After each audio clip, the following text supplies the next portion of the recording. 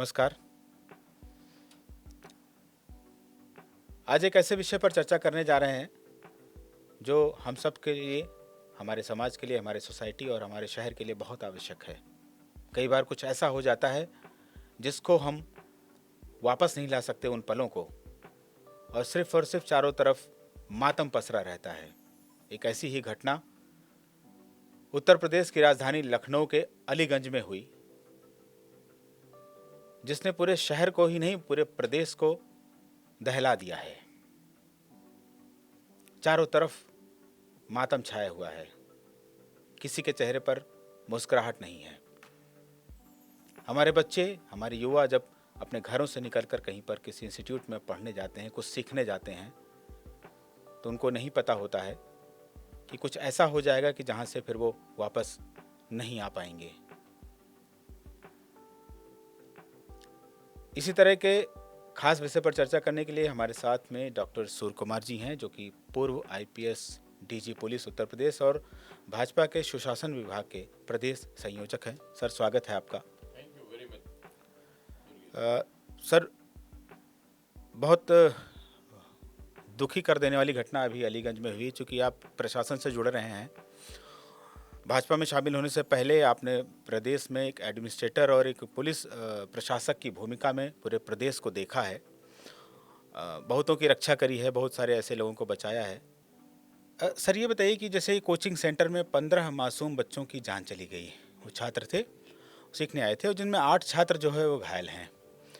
तो एक तरीके से ये निर्मम घटना हुई। तो इसके लिए जिम्मेदारी किसकी होनी चाहिए? जो अग्निशमन पुलिस की फायर सर्विस है उसकी, या बिजली वालों की, या मकान मालिक की? किसकी होनी? सबसे पहली जिम्मेदारी तो उस मकान मालिक की है, दुकान मालिक की है, जहां ये कोचिंग दी जा रही थी बच्चों को, कि बिजली के बारे में जो पर्याप्त सेफ्टी का इंतज़ाम रखना चाहिए वो नहीं था। अर्थात जितने किलोवाट की बिजली उन सारे कंप्यूटरों के चलने में लगेगी और जितने किलोवाट का लोड उस पर ज़रूरत होगा, वो उसके लिए वो तार पर्याप्त हैं या कम है, पतले हैं। और जब ज़्यादा बिजली उसमें खींची जाएगी एसी में और कंप्यूटरों में, तो वो तार गर्म होंगे, और गर्म होकर के जैसे ही पिघलेंगे, चिपक जाएंगे, वो शॉर्ट सर्किट हो जाएगा, आग लग जाएगी। तो पहली जिम्मेदारी तो उनकी लापरवाही है। और साथ में बिजली विभाग को कह सकते हैं कि जितने किलोवाट का लोड वहाँ पर चल रहा था और बिल आ रहा था आपका, तो उसको बढ़ाया जाना चाहिए था और उनको कहा जाना चाहिए कि कितने किलोवाट के हिसाब से आप तार लगाओ। तो बिजली विभाग की भी जिम्मेदारी है। अब अगली जिम्मेदारी कि फायर की एनओसी उनके पास थी ही नहीं, जबकि ये नियम है कि कोई भी सेंटर, विद्यालय, कोचिंग सेंटर, कॉलेज, उनमें सब में फायर की एनओसी, क्योंकि काफ़ी संख्या में लोग इकट्ठा होते हैं वहाँ पर। और अगर फायर की एनओसी होती तो उसमें ये अंतर्निहित था कि जीने का इंतजाम होना चाहिए, कि एकाएक कोई आग लग जाए तो लड़के भाग करके जीने से नीचे उतर जाएं। क्योंकि जैसे ही शॉर्ट सर्किट हुआ, वो लिफ्ट जिससे आते जाते थे, लिफ्ट बंद हो गई, बिजली नहीं तो लिफ्ट नहीं। अब अगली बात की आग लग ही गई तो उसके बुझाने के लिए क्या वहाँ फायर एक्सटिंग्विशर थे? आग बुझाने की मशीन थी छोटी छोटी? वो नहीं थी। और इसी तरह एकाएक बच्चों का अगर इमरजेंसी पड़ जाए तो वो जो उतरने का सिस्टम होता है, कैसे आएंगे? तो उसका इंतजाम नहीं था। तो ये तीनों लोगों की लापरवाही थी। और चौथा कह सकते हैं कि उन गार्जियंस ने भी कभी नहीं देखा कि यहाँ यही फायर की एक उतरने की लिफ्ट है, अगर बिजली चली जाएगी तो यहाँ कैसे बच्चे निकलेंगे? उन्होंने भी ध्यान नहीं दिया। तो कुछ इसको लापरवाही कम, गैर जानकारी, उदासीनता, वही समझिए। घटना तो हो गई सर। अब ये बताएं कि इसमें शासन प्रशासन क्या कर रहा है? अब शासन प्रशासन का आपने देखा कि तुरंत माननीय प्रधानमंत्री जी को जैसे ही पता लगा, मीडिया के माध्यम से उन्होंने तत्काल यहाँ के सांसद एवं रक्षा मंत्री श्री राजनाथ सिंह को दिल्ली से तुरंत भेजा, जाइए मौके पर सब इंतजाम देखिए। और भाजपा के प्रदेश अध्यक्ष पंकज चौधरी जी को तुरंत भेजा दिल्ली से, वो आए मौके पर। यहाँ श्री ब्रजेश पाठक जो उप मुख्यमंत्री लखनऊ के विधायक हैं, उनको मौके पर भेजा गया तुरंत की सारी व्यवस्था। DG fire service Sujit Pandey आए, मुख्यमंत्री जी स्वयं अलीगढ़ से मीटिंग छोड़ करके आए, और कि अब ऐसी घटना में संवेदना व्यक्त करने और आगे के लिए ऐसा न हो, इसकी व्यवस्था देखने के लिए। मान लीजिए कि एक घटना हुई तो इसमें आपने बताया कि ठीक है, एक जीना होना चाहिए, मतलब वो सारी अमेनिटीज जो सुरक्षा को जरूरी थे, वो जरूरी हाँ, वो हाँ, होनी चाहिए थी। तो इसके लिए मतलब आपको क्या लगता है कि ऐसी दुर्घटना ना हो तो क्या क्या किन बातों का ध्यान रखा जाए और कौन लोग रखें, ये बड़ी समस्या है। बिल्कुल। अब वो ऐसे तो देखिए, लखनऊ विकास प्राधिकरण दावा करता है कि सारी जिम्मेदारी मेरी है और सारा टैक्स मुझे दीजिए। नगर निगम कहता है कि हाँ, ये टैक्स हमको हाउस टैक्स दीजिए, ये सभी से बड़ा बड़ा टैक्स लेते हैं। और जब ये जिम्मेदारी उठाने की बात आई कि भाई ये गाइड करना, नागरिकों को बताना कि तुमको बिजली के क्या क्या उपकरण कैसे लगाने चाहिए, तुमको फायर सेफ्टी के क्या क्या उपकरण लगाने चाहिए, फायर सर्विस वालों को बताना चाहिए। और इसी तरह एलडीए को कि नक्शा पास करते हो नियम है, तो नक्शा पास करने में ये देखना चाहिए कि वो कल को वहाँ कोई दुर्घटना हो जाएगी तो उसके लिए कौन जिम्मेदार होगा। और चौथा, एक जो बड़ा भूत है भ्रष्टाचार, वो जिम्मेदार है कि वो चेकिंग होगी तो 10-20 लाख रुपए उसके लगेंगे। सब सामान व्यवस्था बनाने में, बड़ा सा टैंक बनाओ जिसमें पानी भरो, जो पंप लगाओ जिससे कि जरूरत पड़ने पर पंप से पानी फेंका जाए, वो फायर एक्सटिंग्विशर खरीदो, हाउस पाइप खरीदो जो पानी ले जाए। तो ये सारी व्यवस्थाएं करने के लिए पैसा खर्च होगा। तो मकान मालिक कंजूसी करके सोचता है कि थोड़ा सा घूस दे दें, जो चेक करने आएंगे फायर एनओसी वाले, थोड़ा सा घूस दे दें वो एलडीए वालों को, और वो सोचेंगे कि अरे कहाँ रोज रोज आग लगती है, क्या इसी में लग जाएगी। अब देखा आपने कि वो बिजली विभाग वाले भी 2 सस्पेंड हुए अधिकारी, फायर वाले भी 2 हुए। तो ये सर सस्पेंशन क्या ऐसा तरीका है कि जिससे सुधर जाएगा सब कुछ? अब वही कह रहा हूँ, अभी वो सस्पेंड हो गए हैं, उसके बाद वो सस्पेंड होकर के अपने निजी काम निपटाएंगे 3 महीने 4 महीने जो भी होगा। फिर जब 3-4 महीने में अपनी रिश्तेदारियों में घूम लेंगे, अपने काम निपटाएंगे, उसके बाद फिर आएंगे कि अरे साहब 3 महीने से वेतन आधा मिल रहा है, हमको बहाल कर दीजिए। नहीं होगा तो सीधे हाई कोर्ट चले जाएंगे कि बड़ी विषम स्थिति है, परिवार चल नहीं पा रहा, तो हाई कोर्ट से स्टे ले लेंगे और ले करके फिर से नौकरी करने लगेंगे। तो सर ऐसा नहीं लग रहा है कि जैसे विभाग की आपने बात करी, तो विभाग के लिए एक तरीके से विभाग अवेयर नहीं है, अपनी जिम्मेदारियों से भाग रहा है, अधिकारी भाग रहा है, तो ऐसा तो नहीं कि अब सरकार की बुराई हो रही है? एक और बात की ध्यान करो, सरकार की संवेदनशीलता तो देखिए आपने, तुरंत सांसद, तुरंत मंत्री जी, तुरंत मुख्यमंत्री जी, सांसद जी, विधायक जी सब पहुंचे, चिंता व्यक्त की। लेकिन करना अंत में इंतजाम सारे प्रशासन को है, फायर सर्विस को है, निगम निगम को है, एलडीए को है। तो इनके कर्मचारी पूरा मन लगाकर काम करें। मैंने तो इस पर बहुत विचार किया कि हमारे यहाँ सिस्टम क्या है कि पूरी तनख्वाह दे देने का नियम है महीने की। बहुत सी प्राइवेट कंपनियों ने, आपने सुना होगा दुर्गेश जी, की आधी तनख्वाह देते हैं, आधा काम के आधार पे कमीशन देते हैं। अभी तक सरकारी सेक्टर में ये प्रयोग नहीं किया गया कि आपने कितना काम किया, कितने घरों में आपने चेकिंग की, कितने कनेक्शन ठीक कराए, कितने लोगों की ट्रेनिंग कराई, इसके आधार पर आधी तनख्वाह मिलेगी कमीशन के रूप में। तो अगर ये सिस्टम लागू किया जाए तो मुझे पूरा विश्वास है कुछ बेटर होगा इससे। अच्छा, जैसे फायर सर्विस की बात है, तो फायर सर्विस, चूंकि आप पुलिस में रहे सर और आपने कई बार हो सकता है हाँ, मैं फायर में भी फायर को भी देखा हो आपने, तो क्या होना चाहिए, क्या क्या लैक्स हैं ऐसे कि जिससे इस तरह की घटना को फायर सर्विस, क्योंकि देखिए सब डिपेंड हो जाते हैं कि फायर सर्विस वाले आएंगे, आग बुझाएंगे, फिर तो क्या जिम्मेदारी उनकी किस? ये बहुत आपने गहरा प्रश्न पूछा, इस अर्थ में कि इस देश में फायर सर्विस की व्यवस्था अंग्रेजों के समय से इसलिए शुरू हुई थी कि जब कहीं आग लग जाए तो उसको जाकर बुझाओ। ये वाला इंतजाम था ही नहीं। मैं भी जब फायर सर्विस में सन 1998 में तैनात था तो ये एनओसी का सिस्टम ही नहीं था, यानी कि आग बुझाने की ड्यूटी थी, आग रोकने की ड्यूटी थी ही नहीं उस समय। एनओसी का सिस्टम बाद में आया। और ये हुआ क्या कि मतलब आग ना लगने पावे इसके लिए जितनी चेकिंग व्यवस्था, चिकनी मशीनरी की जरूरत थी, सोचिए कि आपकी 24 करोड़ की आबादी में कितने कर्मचारी हैं फायर सर्विस में, कहीं 2-4 हजार आदमी एक फायर स्टेशन में। अब इस समय लगभग मैं समझता हूं कि हर तहसील में भी सरकार ने खोलने का प्रयास किया है, लेकिन फिर भी बहुत होंगे तो 800 1000 लगभग इस रेंज में फायर स्टेशन। अभी आप देखिए ना कि तहसील मुख्यालय पर होते हैं। हाँ, तो हमारी उस तुलना में अभी संख्या बहुत कम है। और दूसरी बात कि फायर स्टेशन के कर्मचारी सब बिजी रहते हैं कि रोज 2-4 जगह आग लगती है, वहां जाते हैं, आग बुझाते हैं और चले आते हैं, तो थक जाते हैं। वो भी सब आदमी ही है, कहीं 30 आदमी हैं, कहीं बहुत से बड़ा फायर स्टेशन है 50 आदमी हैं, लेकिन वो सब लगते हैं एक साथ, उठाते हैं सामान और तोड़ते हैं दीवारें और आग बुझाते हैं, पानी जहां से आता है वहां ढोते हैं पानी। तो जरूरत ये हुई कि जब हमने एक बड़ा रोल दिया फायर सर्विस को कि आग रोकने का काम, चेकिंग का काम, एनओसी का काम, और वो कितने, सोचिए कितनी तेजी से आबादी बढ़ रही, कितनी तेजी से बिल्डिंगें बन रही, कितनी तेजी से दुकानें खुल रही, स्कूल खुल रहे हैं, कॉलेज खुल रहे हैं, मेडिकल कॉलेज खुल रहे हैं। फायर सर्विस की विकास उस तेजी के साथ नहीं हुआ।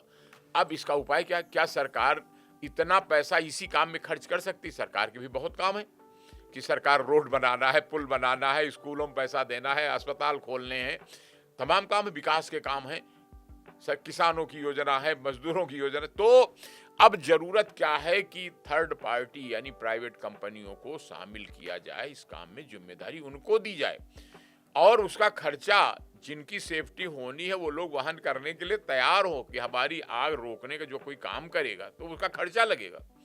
चेकिंग वाला आएगा, सारे उपकरण लाएगा, टैंक बनाना बताएगा, फिर उसमें पानी कहाँ से भरा जाएगा, पंप लगाएगा, पंप से पानी फेंकने का इंतजाम बनाएगा। हम तो सर अपने चैनल के माध्यम से पहुंचाएंगे इस बात को। आप भी जो है अपनी पार्टी की मीटिंग में इस बात को रखिए कि ऐसी प्राइवेट कंपनियों को मैंडेटरी किया जाए कि आपको इतनी जिम्मेदारी उठानी है। बिल्कुल। और मान लीजिए अभी दुर्गेश जी आपने सुना होगा कि नए घर के लिए 3 साल की एनओसी मिलती है फायर की। अब जो पुराने घर हैं उनका क्या? सबसे ज्यादा मान लो 5-10% नए बन रहे हैं, लेकिन ज्यादा 90% तो पुराने घर हैं, उनकी एनओसी का क्या? कोई आपने सुना कभी कि आपके यहाँ कोई एनओसी मांगने आया पुराने घर की? नहीं।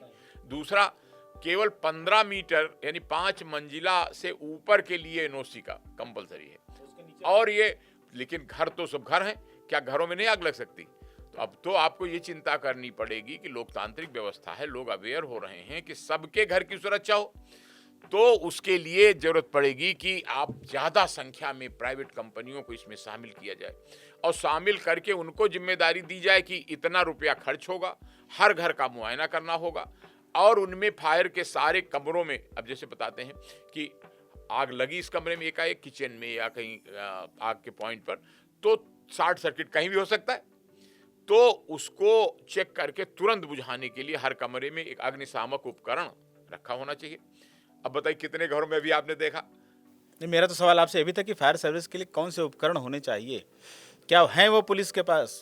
पुलिस के पास तो फायर स्टेशन में तो हैं, लेकिन सवाल है कि आपकी आबादी और घरों की करोड़ों की संख्या की तुलना में आपके यहाँ कम से कम लगभग 5-6 करोड़ घर हैं यूपी में, तो 5-6 करोड़ घरों के लिए कितने उपकरणों की आवश्यकता वो तब होगी। लोग भी जागरूक नहीं है कि अरे कहाँ लगी जा रही है, जब हो जाती है पूरा घर मर जाता है, दब जाता है, तब कहते हैं कि अरे बड़ा होना चाहिए होना चाहिए, फिर उसके बाद उदासीन हो जाते हैं। तो जरूरत ये बात की है कि ज़्यादा से ज़्यादा लोगों को इसमें शामिल किया जाए, उसकी फीस निर्धारित की जाए, अलग कारपोरेशन बनाया जाए। फायर सर्विस का सामान ही इतना नहीं मार्केट में अभी, क्योंकि डिमांड उतनी नहीं, तो फायर सर्विस के उपकरण बनाने का थोक में ठेका दिया जाए, कंपलसरी किया जाए, कानून को और मजबूत किया जाए। इसी तरह बिजली का सोचिए कि बिजली वाले कर्मचारी क्या कहते हैं कि बाहर खंभे तक की जिम्मेदारी हमारी है और उसके अंदर की जिम्मेदारी आपकी है। जबकि अब उम्मीद सरकार क्या कर रही है, पब्लिक क्या कर रही है कि घर में कहीं भी जितने किलोवाट का लोड है उतने हिसाब से उतना मोटा तार लगा हो, नहीं तो गर्म होगा और पिघलेगा और चिपक जाएगा और शॉर्ट सर्किट हो जाएगा, आग लग जाएगी। बिजली वाले पे जैसे आपने कहा, तो ये दोनों लोग की जिम्मेदारियां, चूंकि अगर शॉर्ट सर्किट से आग लग रही तो बिजली विभाग भी शामिल हो गया और आग लग गई तो जो है फायर सर्विस शामिल हो गया, तो कैसे जिम्मेदारी होगी? क्योंकि बिजली वाले, अब जैसे बिजली का ही वो अपनी जिम्मेदारी खाली थी कि बिजली बेचो पैसा लो, इतना ही थी उनकी जिम्मेदारी। अब वो अंदर आप क्या करते हैं ये उनकी जिम्मेदारी नहीं थी। अब पब्लिक जब ये उम्मीद कर रही है कि तुम इस बात को सुनिश्चित करो कि बिजली की कमी की वजह से, यानी तार के खराब होने, स्विच के, एमसीबी के, कंट्रोल टावर जो उनका वो होता है बिजली का मीटर, वहां से कोई आग ना लग जाए, इसके लिए भी हाँ वो भी जिम्मेदारी आप लो।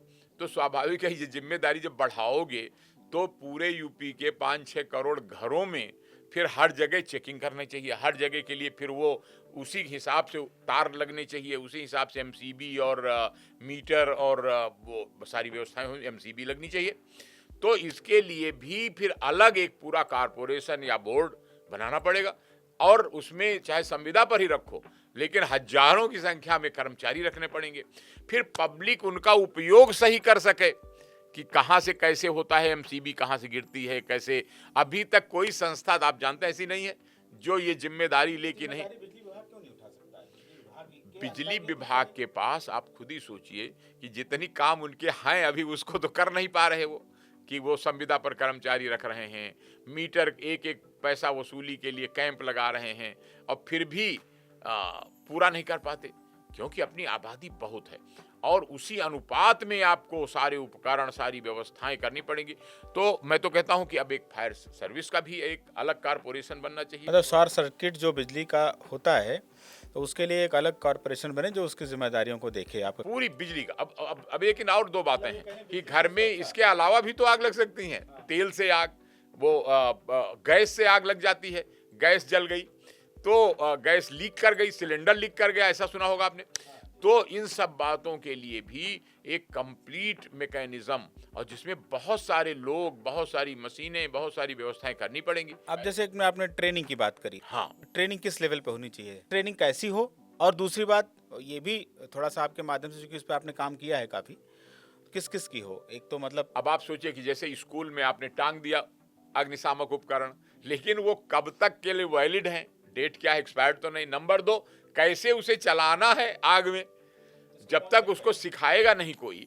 तो वही तो कह रहा हूं कि अभी आपके पास जो फायर स्टेशन है, जैसे इंदिरा नगर में एक फायर स्टेशन है, पूरे इंदिरा नगर और आसपास के इलाके 24 घंटा चेक करेगा तब भी नहीं कर पाएगा। तब भी नहीं कर पाएगा। तो इसके लिए अलग से कर्मचारी, अलग से उनका मेहनताना, अलग से इसका कारपोरेशन, और उसके अनुसार जगह जगह कॉलेजों, स्कूलों, मोहल्लों, गाँव में जा जा करके लोगों को इकट्ठा करके उनके ट्रेनिंग का सर्टिफिकेट देना, सिखाना कि भाई आग लगे तो ये करना है। फिर अब एक और बात हो सकती है कि आगे के लिए कि स्कूलों कॉलेजों में हम लोग क्यों नहीं उपयोग कर सकते कि हर स्कूल कॉलेज में कक्षा 1 से 10 तक हर क्लास में एक एक चैप्टर अग्निशामक उपकरणों की व्यवस्था, आग बुझाने की व्यवस्था, बिजली की बात, ये सब आधुनिक जीवन की बातें हैं, लेकिन हमारा सिलेबस में अभी ये चीज़ें सब शामिल नहीं हो पाई। ट्रेनिंग में जो है वो फायर सर्विस के जो एक्सपर्ट लोग हैं उनको शामिल किया जा सकता है, वो उनसे लेक्चर तैयार कराए जा सकते हैं, पाठ्यक्रम, और वो शामिल किया जा सकता है एक पाठ के रूप में सभी क्लास में। और 10 दर्जा तक हर क्लास में अगर आप 2-2 चैप्टर रखेंगे, एक एक चैप्टर रखेंगे, तो सारी आग बुझाने की बातें उसमें कवर हो जाएंगी। लेकिन उससे भी नहीं होगा, प्रैक्टिकल कराना पड़ेगा, और प्रैक्टिकल कराने के लिए उपकरण होने चाहिए। तो हर स्कूलों में, जैसे मैं कहता हूं कि मोटर ड्राइविंग, आप रोज देखते हैं एक्सीडेंट होते हैं, और फिर भी कोई मोटर ड्राइविंग स्कूलों की भयंकर कमी है। तो ये सब व्यवस्थाएं स्कूलों में करानी पड़ेंगी। इसी तो कहते हैं मॉडर्नाइजेशन। अब न्यू एजुकेशन पॉलिसी ने बहुत सुधार किया है, लेकिन अभी भी ये चीजें सब शामिल करने की जरूरत है। जैसे अभी आपने एनओसी की बात करी, तो एनओसी अगर वहाँ पर सही से होती तो शायद होती ना, क्योंकि वहाँ पर सीढ़ी नहीं थी, ऊपर से नीचे और नीचे। बिल्कुल, अगर एनओसी के लिए अप्लाई करते, चेकिंग होती तो बताते, और वो एनओसी, अब आप सोचिए, लेकिन चूंकि ये रात दिन आग बुझाने में ही लगे रहते हैं कर्मचारी, तो उनके पास टाइम कहाँ कि एक एक दुकान, एक एक घर की चेकिंग करें। अच्छा, एक भय भी होना चाहिए, तो अगर एनओसी नहीं मिली तो उसके लिए सजा क्या होनी चाहिए? अब सजा, अभी भी फायर सर्विसेज का जो एक्ट बना हुआ है उसमें 3 महीने की सजा और 10,000 रुपए का जुर्माना। अब ये इतना बड़ा नहीं, तो हाँ, ये तो आप जानते हैं कि हर आदमी जो मोटर ड्राइविंग जान रहा है 6 महीने की सजा, जिस तरह की घटना है उसमें तो लाखों देकर के लोग बच जाएंगे। हाँ, और तुरंत अब जैसे गिरफ्तार हुए 4 लोग, सरकारी लोग सस्पेंड हुए, 3 लोग गिरफ्तार हुए जिनका घर था। अब वो तुरंत वहाँ जेल में भी कोई ऐसी फांसी तो लगाई नहीं जा रही, मालूम है कि वहाँ खाना मिलेगा, कपड़ा मिलेगा, रहना मिलेगा, और उसके बाद अप्लाई करके बेल मिल जाएगी थोड़े दिन बाद, और चले आएंगे। तो हमें अपने कायदा कानून भी और टाइट करने पड़ेंगे, और व्यवस्थाएं टाइट करनी पड़ेंगी, ट्रेनिंग की मजबूत व्यवस्था। इसीलिए एनओसी की बात जब हुई तो मैंने पूछा कि इस पर सजा कितनी। हाँ, वही, जब सजा ही नहीं है कोई खास, तो एनओसी से क्यों डरेगा आदमी? तो ये एक बहुत बड़ा मुद्दा है, इस पर सरकार को जो है कुछ पहल ठीक से लेना पड़ेगा। बिल्कुल, आधुनिकीकरण का प्रश्न है समाज के। तो अब एक तो ये कि क्या हर घर में आपके हिसाब से, जैसे अपने आपने बताया, हर घर में एनओसी लेना जरूरी है जो सिंगल? अभी तो ये व्यवस्था मैंने बताया आपको कि 5 मंजिला लगभग 15 मीटर से ऊंचे जो घर हैं बनते हैं उनमें कंपलसरी है एनओसी लेना। हमारी एक बहुत बड़ी आबादी जो है वो अपने खुद के सिंगल मकानों में रहती है। हाँ, लेकिन इनमें जरूरी है कि जैसे अस्पताल, कॉलेज, स्कूल, मार्केट प्लेस, इनमें जरूरी है एनओसी लेना, चाहे वो कम मंजिल का भी हो। लेकिन अब तो जरूरत है कि आप देख रहे हैं कि 1-2 मंजिल वाले घरों में भी आग लग जा रही है। अभी कुछ दिन पहले इंदिरा नगर में एक रिटायर्ड आईजी साहब थे, डीडी पांडे, उनके घर में शॉर्ट सर्किट से आग लगी, धुआं भरा, और वो जब तक फायर सर्विस पहुंची तब तक वो 2 लोग मर गए धुएं से, दम घुटने से। असल में होता क्या है कि सबसे ज्यादा जो मृत्यु होती है जलने से नहीं होती, धुएं से होती हैं। अभी तक कोई ऐसी पक्की व्यवस्था नहीं हुई कि जब भी घर बने तो उसमें, नहीं भी है, पुराने भी घर हैं, तो ये व्यवस्था की जाए कि एग्जॉस्ट फैन ऐसा हो जो चलता रहे, धुएं को बाहर फेंक दे ताकि घर की धुआं से मृत्यु ना हो जाए। अब दूसरी बात कि बिजली का ऐसा इंतजाम, जब आप 10 लाख, 20 लाख, 50 लाख रुपए खर्च करके घर बनवाते हैं तो ये भी उसमें कंपलसरी हो जाना चाहिए कि आपका कोई ऐसा स्रोत बिजली का रहेगा जो अगर बिजली चली गई, शॉर्ट सर्किट हो गया, तो वो इन्वर्टर से या सोलर से किसी प्रकार वो बिजली उतना हिस्सा चलता रहे, अंधेरा ना हो जाए घर में, एग्जॉस्ट फैन जरूर चलता रहे। एक और जो बात आती है कि जैसे अगर कहीं इंक्लूसिव मोड में, मतलब इंटीग्रेट करके आपस में समन्वय बना करके भी अगर ये बचाव करे, जैसे पुलिस, फायर सर्विस और नगर निगम, ये सब मिलके कोई समन्वय बनाए, तो आपको क्या लगता है इस बारे में आप क्या सुझाव? ये निश्चित है कि इसी प्रकार जब घटनाएं होती हैं, एक ज्वाइंट टीम, बल्कि फायर सेफ्टी और इलेक्ट्रिसिटी कंट्रोल, ये पूरा एक बोर्ड बनना चाहिए। जैसे धीरे धीरे बनते हैं, जैसे आपने देखा कि बिल्डिंगों के मामले में सरकार ने रेरा नाम का एक बोर्ड बनाया, तो काफी समस्याएं प्लाटों की, बिल्डर्स की रुकी। उसी तरह जरूरत है कि इस तरह का कि फायर विभाग को तो खाली आग बुझाने के लिए बनाया गया था, अब आग रोकना और उससे भी कई गुना बड़ा काम है। और इसी तरह ये बिजली का, कि खाली बिजली पैदा करना, बेचना 2 काम थे, अब घर में कहीं शॉर्ट सर्किट ना हो, सोचिए कितना बड़ा काम है। तो ये इसके लिए भी अलग से पूरी व्यवस्था करनी पड़ेगी और उसमें पब्लिक सेक्टर का बड़ा सहयोग लेना पड़ेगा। और अच्छी बात है, इसी बहाने बहुत से लोगों को रोजगार मिलेगा, नया काम बढ़ेगा और सुरक्षा समाज की और बेहतर होगी। जो जाने चली जाती हैं वो वापस नहीं आ पाती हैं, और फिर उसके लिए सिर्फ और सिर्फ संवेदनाएं हम लोग दे पाते हैं। और कहते ना कि अब आधुनिक जीवन में एक एक जान की कीमत अमूल्य है, जीवन अमूल्य है, तो इसलिए करना ही चाहिए। आम जन को क्या एक संदेश देना चाहेंगे आप? एक लाइन का संदेश यही देंगे कि भाई, ये बातें कोई बता के नहीं आती, इसलिए जितना प्रिकॉशन आप ले सकते हो कि आग न लग जाए, बिजली से करंट ना आ जाए, तो पहले से इसकी पर्याप्त सतर्कता बरतो। बहुत बहुत धन्यवाद सर, आपने जो बहुत इम्पोर्टेंट बातें बताई और बेबाकी से बताया। आपने जहाँ पर लग रहा था कि विभाग की कुछ ऐसी चीज़ें हैं जो विभाग भूल जा रहा है, जिन पर ध्यान देना भूल जा रहा है, आपने बेबाकी से बताया। तो मुझे लगता है कि जिस तरह की घटना हुई, अभी 15 जाने गई, 8 लोग घायल हैं। घर वाले खोजते रह गए कि ठीक है हमारा बच्चा यहाँ पर है या कहीं बाहर है।